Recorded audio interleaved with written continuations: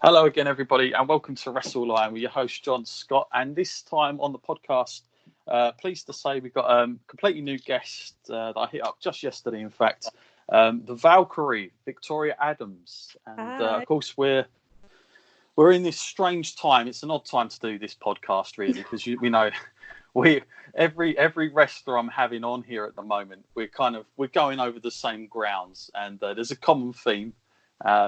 It either revolves around lack of training, lack of wrestling, and just lack of life in general, of normality, I guess, in this time of the pandemic, of course. But nonetheless, people, obviously, I don't want to harp on too much because I'm kind of one of the fortunate people that doesn't have to be out there as a key worker. So, if boredom is it, then I'll take that at this point. But how are you doing, and how are you coping in the midst of this on your side in terms of your wrestling career? I do miss it quite a bit because with weekends, every other weekend was usually a show for me, whether I was on the show, traveling, or doing whatever, or training. So it's sort of weird not having to wake up, get my stuff ready, pack my case, make sure I've got everything and get out the door for a certain time. So, and with my training as well, it's like I can't do that, so I've stopped learning. But I've set a home gym, so I'm sort of all right on that side of the wrestling spectrum with the actual going to the gym. But sure, it's very weird not doing it on a daily basis. So, yeah, I mean, a couple of the guys I spoke to last time, we were just talking in general about wrestling. They'd said that they were either going back and watching some really old wrestling on various networks. Are you one of those people? Will you sit and watch and study something as an education, or has it got to be sort of more entertainment wise? Not really, no, because I'm one of those weird ones where it's I know not all wrestlers like watching themselves because I'm my own worst critic, and I know a lot of people that are, but I just can't sit and watch a wrestling match on TV. Really? I'd rather be there, but at the same time, I'm one of those ones that every wrestler, they don't like sitting and watching a wrestling show. They'd rather be there. But I don't like watching it on TV unless it's someone that I like or that I know. So I'll sit and watch AEW because I know a couple of people. Well, not a couple. I know one person over there. So I'll watch it if she's on there, but she's not on there very regular. But I can sit and watch, and I can call moves that are coming. Because I've only been in this for 3 years, but I can call quite a few things because I've watched it for so many years. Right. So it's sort of I sort of refrain from watching it if I'd watch it, or I'll catch the highlights of it just to see what's gone on. But other than that, I'm not a fan of watching wrestling. I'd rather be the one that is doing in the ring wrestling. And I mean, saying that, when you was growing up as a child, who were some of your influences? Did you watch wrestling much then as a kid? Or, I mean, obviously we know your dad as well. Ford the Assassin. I mean, he obviously had a lot of influence in your career, I'm sure. But watching him, was that kind of an early part of your habit now of not watching wrestling on TV, or did that come later?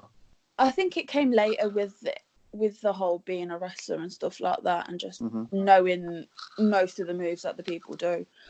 But I never used to watch it much as a child. The only wrestling that I used to watch was, obviously, I used to go and watch my dad, which I very vaguely remember doing because it was when I was quite little, and then he gave it up and stuff like that. But I'd go to because his main show, he used to wrestle at Phoenix, where I start. And I used to go to all his shows and watch his shows, and I was pretty much his number one supporter. Right. But it's it's on the flip side now, and he's my number one supporter. Right. So it's sort of the tables have turned. Yeah, can't do it anymore. So you're now doing everything through his eyes now. So yeah. So now, I mean, you become CPW champion really early age. I mean, when I read that at 17, I was like, wow, didn't realise it was that young. What is that like? I can't imagine, because you know what, I've probably forgot about what it was like being that age myself. But what is that like? I mean, is that more pressure on you because you are the daughter as well, and like, do you feel that like other like wrestlers, you know, kind of feel that you get a little bit of heat maybe, or you get bad, but you know, how does that all fit, and like for your pressure of being that young and putting that mantle?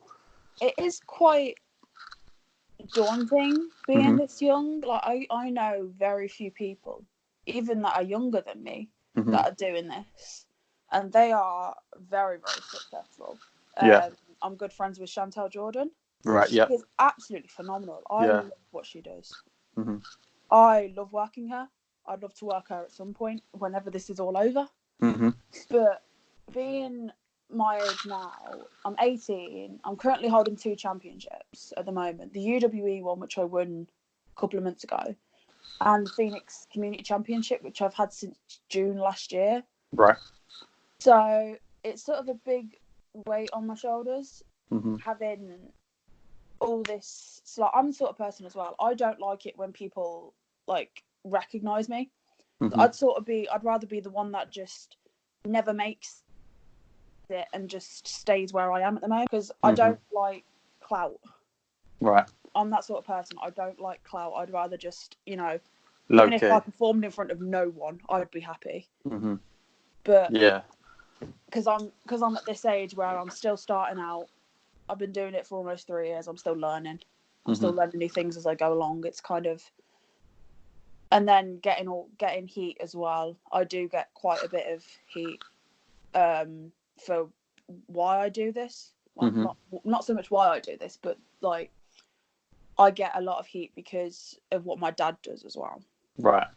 And I think that I get what I am getting, which is like my bookings and stuff through him, where it's not him. He's introducing me to people because he knows quite a few people. He's been in this business for 18 years. He knows quite a few people, but I do it all through me and whatnot. And bookers and promoters see me, which is what I want them to see.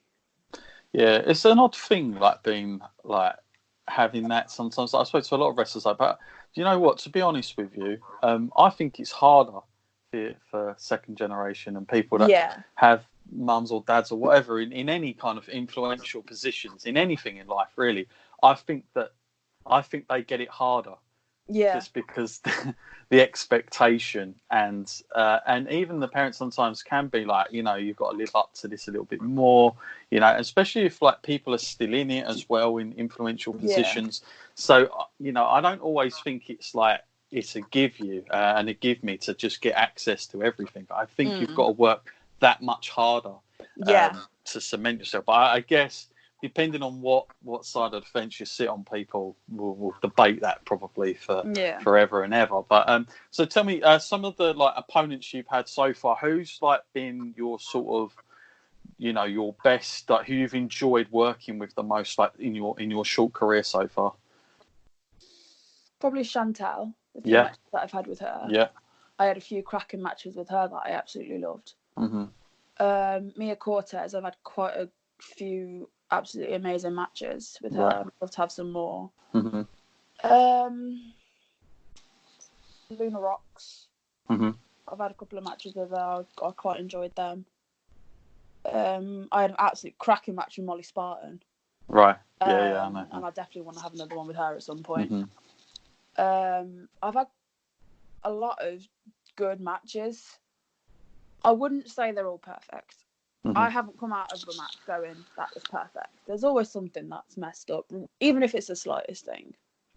But I'm always looking to improve and stuff like that. I always ask for criticism. I don't ask for praise. I always ask for criticism. What did I do wrong? Is there anything I did wrong? And if they say no, there was nothing wrong, I'm like, okay then.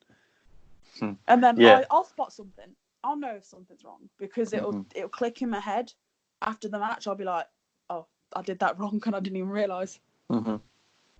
Yeah, I think it's hard sometimes to like when I do like the backstage stuff at various shows.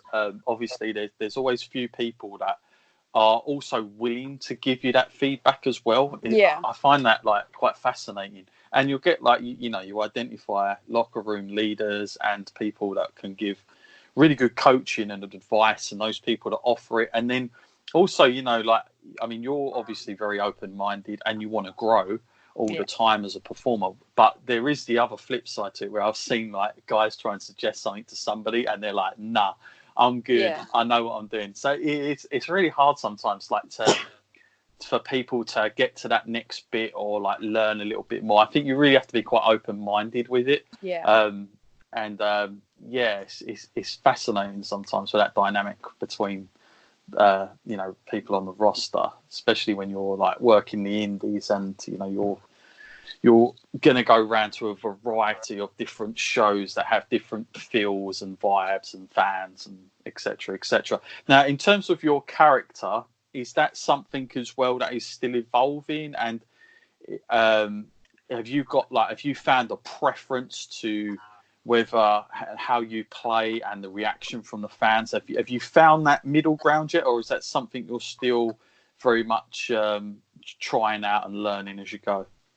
My character's it's a work in progress, because as you introduced me, I don't actually go by the Valkyrie anymore. Oh, you don't? No, there you go. My bad. That's fine. But I'm slowly dropping it, because it wasn't something. The only reason I had that is because of my dad, because he used to go by Thor the Assassin.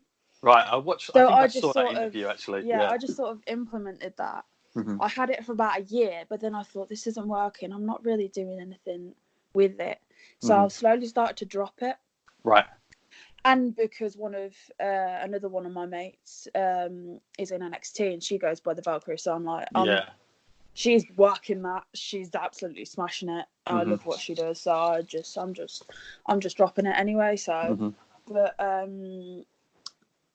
sort of with my character, it's sort of like it's very generic. I don't want it to be, but it is. But with my background, with my MMA background, I've implemented with that with both my heel and my face character. Right. Regardless of whether they're just absolutely generic or not. So I don't really have a character as such. It's more just like building on what I am and who I am. Yeah, that's cool. Bell to bell. Yeah. I like that better. Old school in me. I miss those days. But you're you're talking about your MMA, like bringing that in. Is that one of the key things that you've wanted to implement in your style? Because and put across, is that like a main part of you? And if so, when you was learning to, obviously through the academy and whatnot, and influence from your dad, like did you learn kind of like fundamentally wrestling first and then implement MMA, or was it a kind of combination? I sort of went in, because when I started training, I went in having my MMA background. So I sort of went in and I picked it up quite easily. Right. Because obviously the first things you learn is how to break fall and how to bump. And front bumps and back bumps in wrestling and MMA are quite similar. Right. So I wasn't exactly learning new things. I just had to learn how to do it that way instead of the way I know. So it was quite easy going into it, which is why I got booked so early, because my first I started training in the summer. Can't remember what year. I think it was 2017. Right. And I got booked that very that year in Christmas. Right. So my first match, my first ever appearance was a running spot back in September 2017. My first match was December 2017. So it's sort of, because I sort of was picking it up quite quickly, and the promoter had faith in me. They were like, "We want you to have your first match." Nice. This match, I was absolutely over the moon. They came to me before the week before the training, before the show, and said, "We want you to do this." And I was like, "Okay." I was quite overwhelmed, but then again, I was like 16 at this point. I was absolutely, but I don't think if I hadn't have started training, I don't think I'd be in the position where I am right now with just life in general. Yeah. Like, yeah, no, that's crazy. So young. Yeah. You know, but then the thing is, I'm seeing a lot of